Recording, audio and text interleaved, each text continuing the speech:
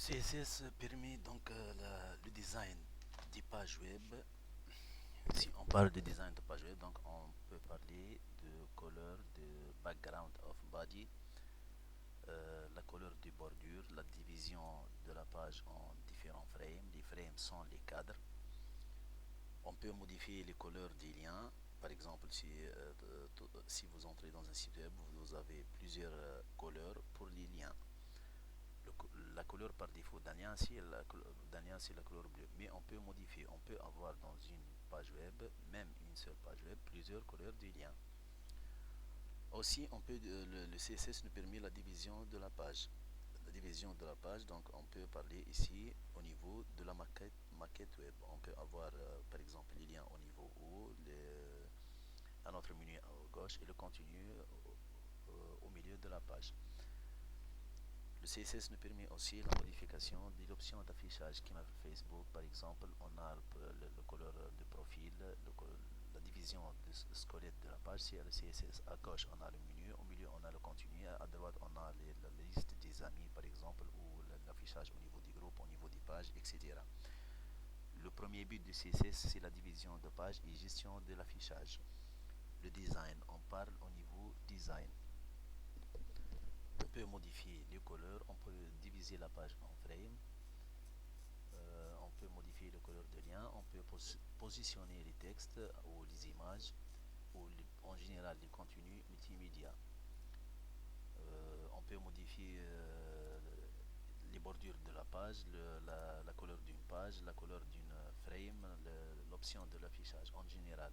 On a passé au niveau CSS3.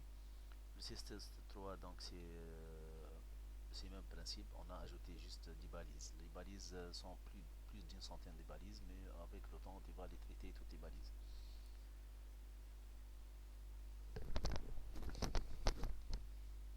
Si on parle de la division de la page, donc on peut parler en général.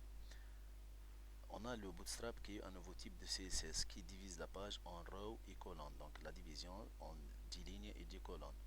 L'option ou l'avantage de Bootstrap qui est adaptable à tous les écrans. Donc si vous travaillez sur une template qui utilise Bootstrap, donc votre application web ou votre site web peut être ouvert sous tous les formats de type d'affichage.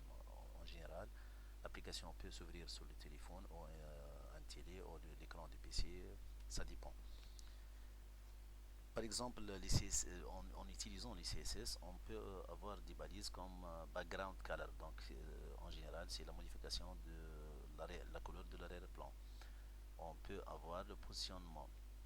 Si on va utiliser un exemple, donc comment positionner un calque. On va avoir une page HTML classique, on va la mettre dans un dossier www de Web Server et on va faire des modifications et voir la modification sur la page. On a parlé de Web Server. Donc le Web Server, c'est un serveur web. Au niveau des serveurs web, on a plusieurs serveurs web. On a le Web Server, le fameux Web Server inclus, qui contient le Web Server, le serveur Apache pour l'interprétation des scripts HTML ou PHP, etc. Et il intègre aussi le base de données, le système de gestion de base de données, le MySQL. Le MySQL, c'est un système de gestion de base de données relationnel. Il est intégré sous l'outil PHP MyAdmin. Déjà, on va le voir. Autre type de serveur web, on a le fameux EasyPHP. Aussi, il contient le serveur Apache pour l'interprétation des scripts web et aussi le PHP MyAdmin qui intègre le MySQL.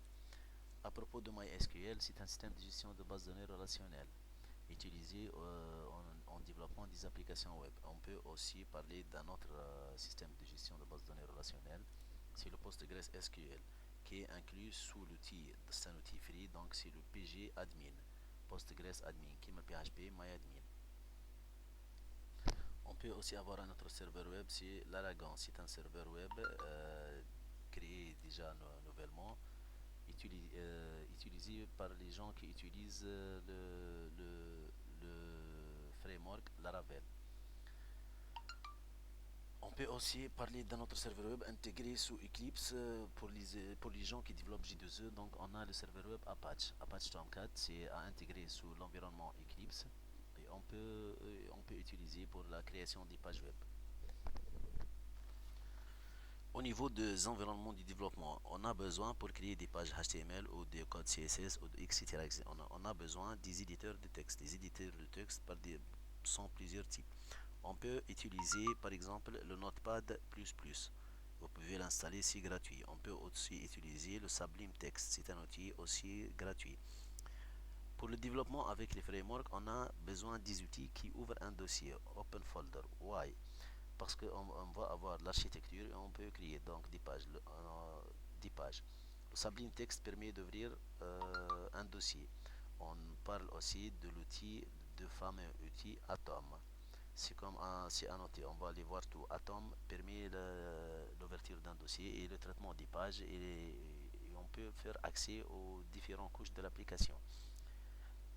Les couches de l'application sont en général, on travaille avec le modèle MVC, donc on parle du modèle, le modèle et le view et le contrôleur.